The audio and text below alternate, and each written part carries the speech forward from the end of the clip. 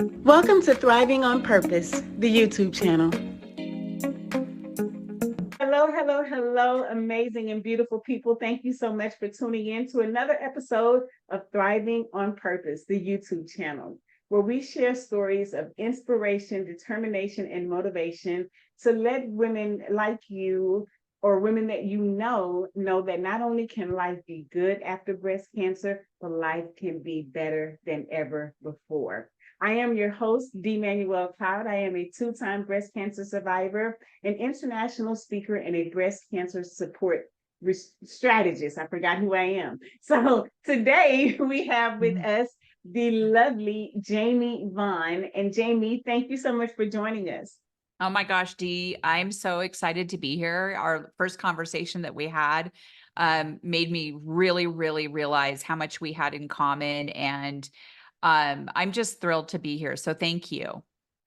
I love that. We have a lot of things aligned, and so much so that we could talk all day, but we are on a short time span here. So we're going to maximize our time and we're just going to dive right in. So Jamie, tell us your type of diagnosis and the age you were when you were diagnosed and the treatment plan that you chose. I know that's a lot, but I'm going to turn over the mic to you and let you take it from here. Yeah, so thank you. I was 54 at the time. I was diagnosed on June 11, 2022 at 3:30 in the afternoon.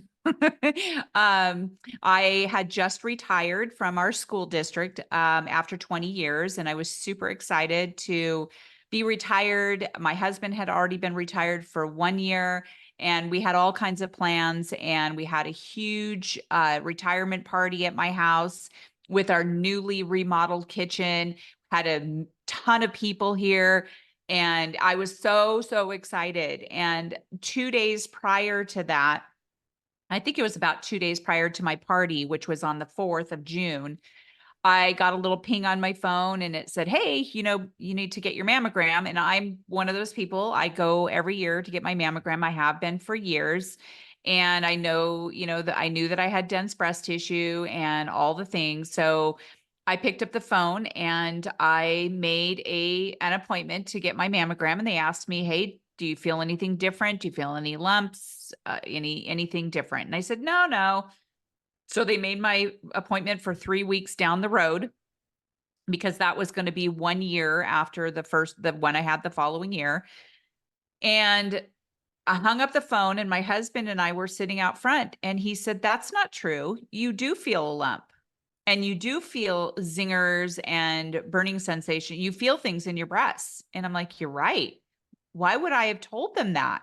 Why? That's so weird. That's so not like me. Like I normally am pretty open with what I feel and I go with my intuition. And I knew in the back of my mind when I was saying it that that was not true.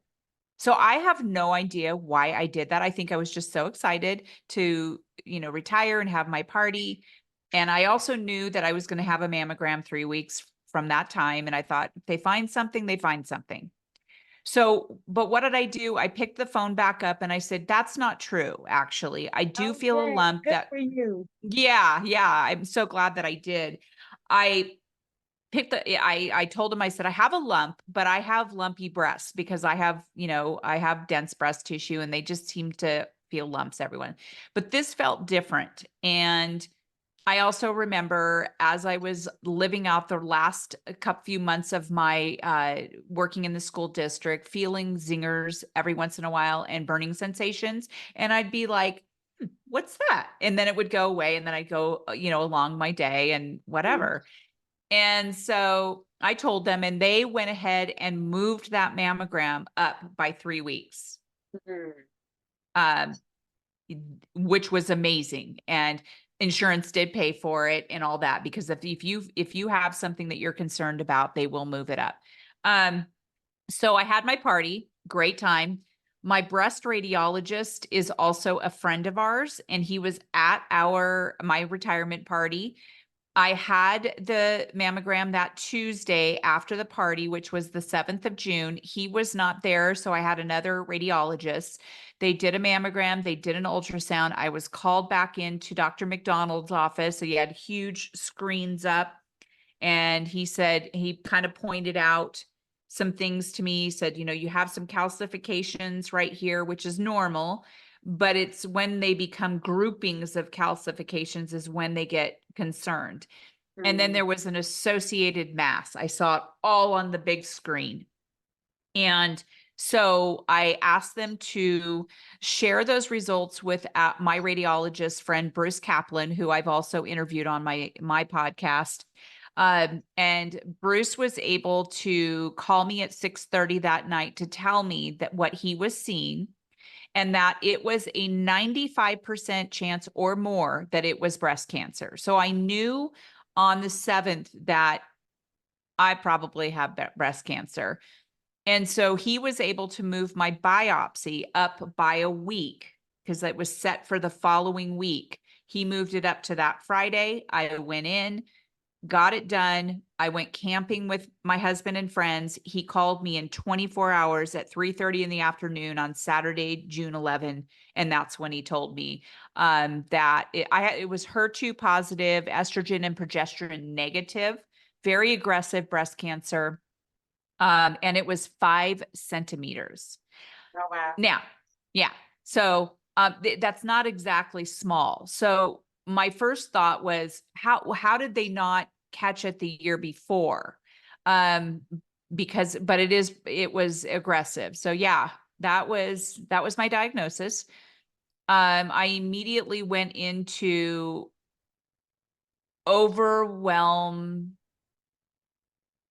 just major overwhelm of information and everything that was being thrown at me. I was thinking to myself, my gosh, I never knew any of this. I wish I would have known this before. I went into all kinds of other scans. I found out that I had to have chemo. I had 5 of the 6 rounds of chemo. And the reason that they stopped at 5 is because I developed a very rare anemia because of another tumor that they found in my thoracic cavity. That was a thymoma tumor, which is a cancer tumor. It was encapsulated, but it was like this big, Oh, wow. leaning up against my heart. They found that with all the scans. We did a biopsy on that. It was benign and it was encapsulated. So that was cool. But I think the chemo, once I was getting the chemo, it did something. It tipped off something where it was producing these antibodies that were attacking my red blood cells. And so because they thought they were dangerous.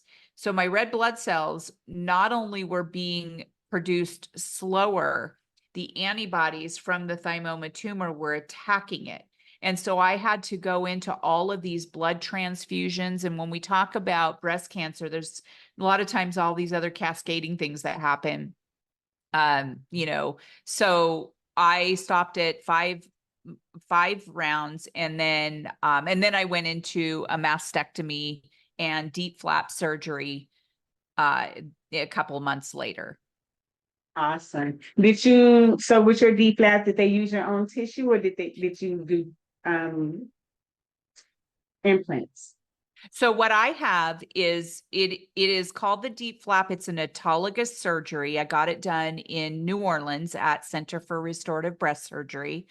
And I'll tell you how I was led to that in just a few minutes. But when I did have my first phase DIEP flap a year ago, December, the surgeon had suggested that I get some hybrid implants. And that freaked me out because I was like, the whole reason I'm doing this surgery is I didn't want implants because hear me out. It's not going to move.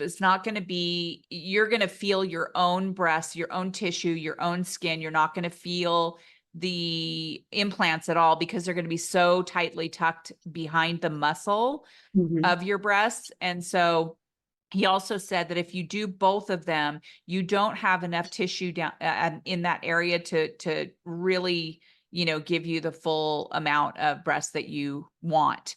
And so he said, your decision, but I guarantee it's going to be okay. And I said, okay, let's do it. So I have implants that are hybrid. They're not the full, they're just very hybrid. And what it does is it produces this projection if you Oh, will. Yeah. awesome. Yeah. So, but going through, and then I had my second phase of the deep flap just this past December 2023, and I'm done, except for the nipple tattoos.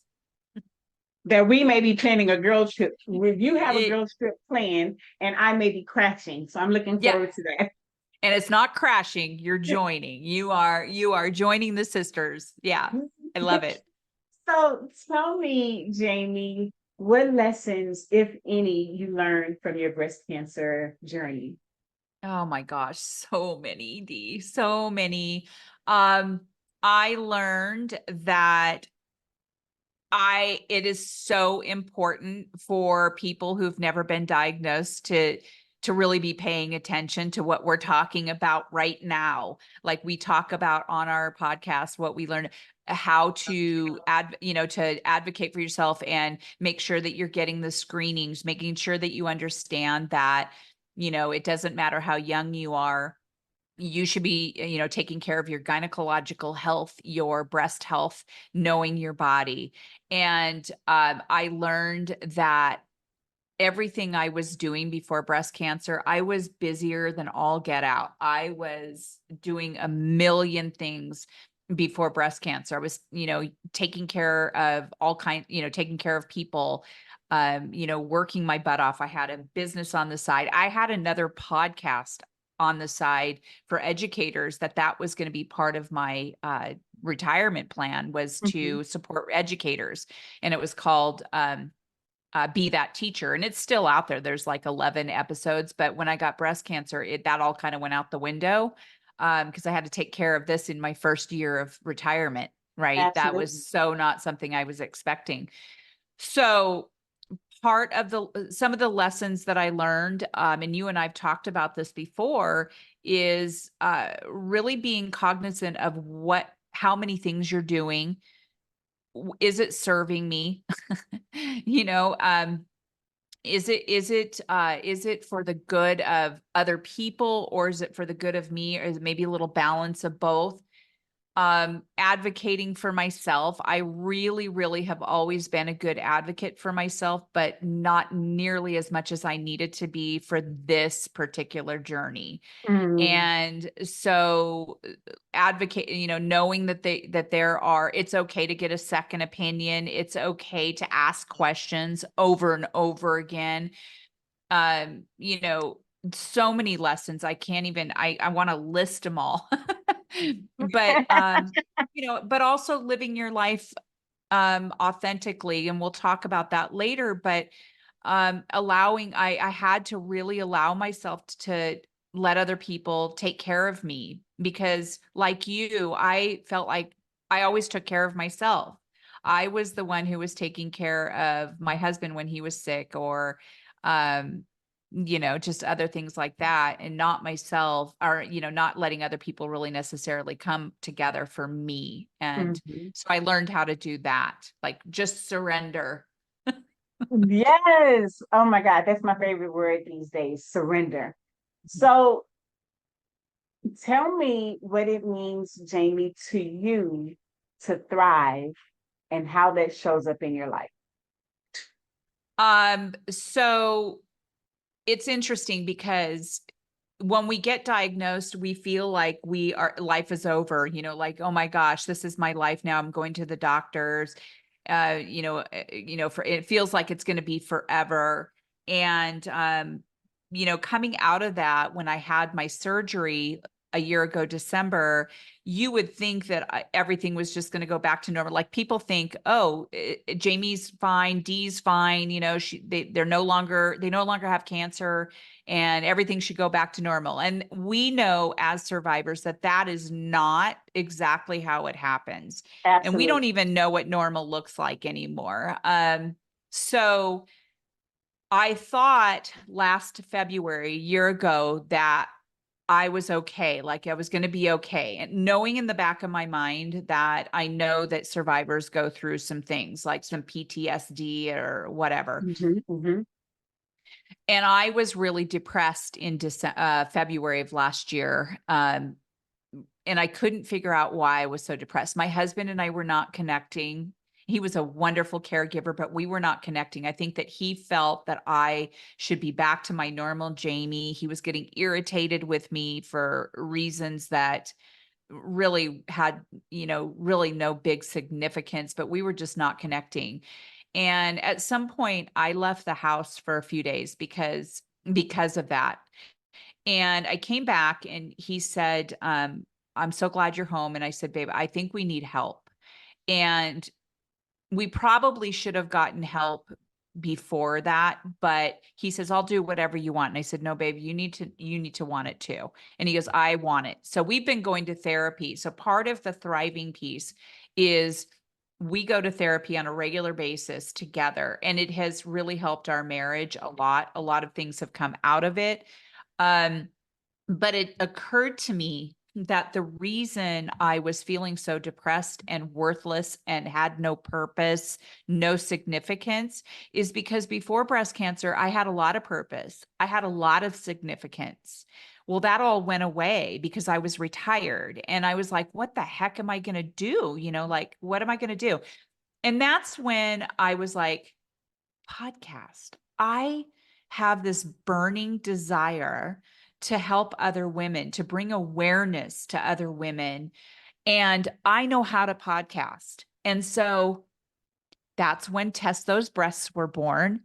And that is my mission. That's my life, is to be able to provide a platform for people like you, right? You do so much in your survivorship that needs to be celebrated. It needs to be loud and clear that D-Cloud is out there, right? So I love interviewing people like you. It makes my heart happy. Every time I end an interview, I close the computer and I'm like, oh my God, I learned so much today that I never even knew. And I have this new friend, and other people need to get to know her. That is what I love, because it's not just me coming on the microphone and saying, you need to do this, that, and this, and that, and the other thing. I interview surgeons from all over the place. I interview other survivors, thrivers. I interview, people who've been diagnosed very young and older. I interview various types of therapists, including my own therapist that I've been going to from, the beginning of my diagnosis, and lymphedema therapists, all kinds of people. And I feel like that is what I define as thriving in my survivorship. It it does something to me. I you know? love it. And so what Yeah. I heard you say is thriving to you means doing the things that you love, the things that light you up, right? And I love that you are a staunch advocate for bringing awareness to breast cancer before you're ever touched by cancer, right? And getting people to perk up that have never had cancer and pay attention and say, what can I be doing in the meantime? So thank you for the work that you do, Yeah. Tony. I really appreciate it. Thank you. Yeah, it is really important to me, because I as you probably understand too, is that there were so many things I didn't know, and I wish that I would have known. And I might come across annoying to people by always posting breast cancer stuff, but I don't care. If it saves one person, if it gets people to go in, early detection is where it's at, right? We don't want to go in with stage, 3 and 4 breast cancer. We want to try to catch it before it goes into the lymph nodes. Luckily, it didn't make it into my lymph nodes. They pulled a few to check, and, but it's just so much better if they catch it at stage 0, 1, 2, Absolutely. right? Absolutely. Absolutely. I So mean, is it wonderful? No. I mean, it's still hard, but the earlier the better. the earlier the better. Absolutely. Like I'm always saying the only thing better than stages 0 and 1 breast cancer is no breast cancer at all. Right. So making sure that we get diagnosed early really does save lives. And so I know that you have the podcast, Test Those Breasts. Tell us how we can tune in.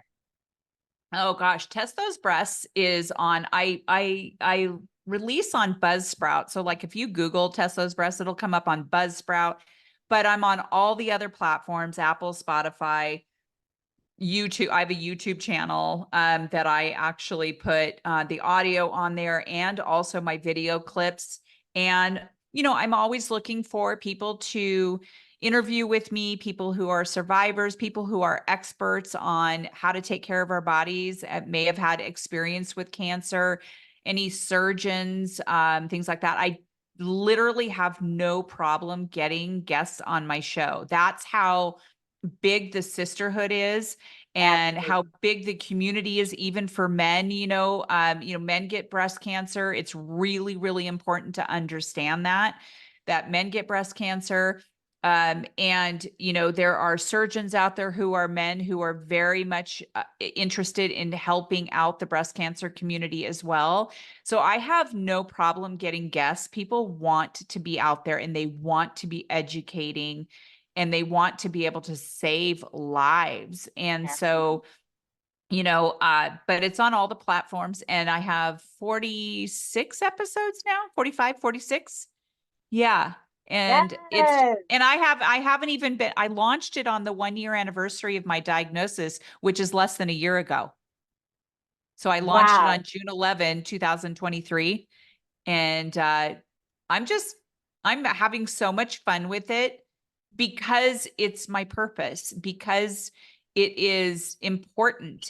And I just cannot stress enough how important it is for people to plug themselves into the community, no, regardless of whether they have been diagnosed or not.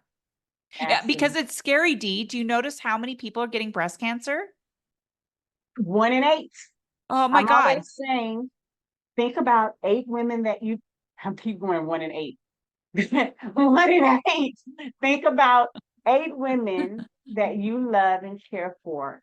One of those women, statistics tell us that one of those women will be diagnosed with breast cancer in their lifetime. So it's very important that we educate ourselves, know what our options are, know what our choices are, perform those self exams. Don't just wait on your mammogram. The best time to perform breast exams, in my opinion, is when you're in the shower and you're all soaked up so your hands can glide easily over your breast. But in the words of Jamie Vaughn, test those breasts. Test So, those breasts. Yeah, and one of the things I learned the other day is don't make sure that when you're feeling your breast, pick a day when you're not on your period because, mm, I mean, I don't have my period anymore, but for younger women who still have their period, make sure that because we know that our breasts get lumpy around that time. mhm. So check it. Like I know people say check it on the first or whatever, but if that's your period day, don't do it that day. Do it on another day. And know what you're looking for, right? Like I'm always saying, that lump doesn't feel like a regular lump. That lump feels like a marble or a Mhm. rock. Like it is very, very hard. And so pay attention to the type of lumps you feel also. And But feel we're both at, sides. Feel and both feel both sides. sides. Yeah, yeah. Absolutely. Because mine, as you can tell from the scoring, my tumor was up high.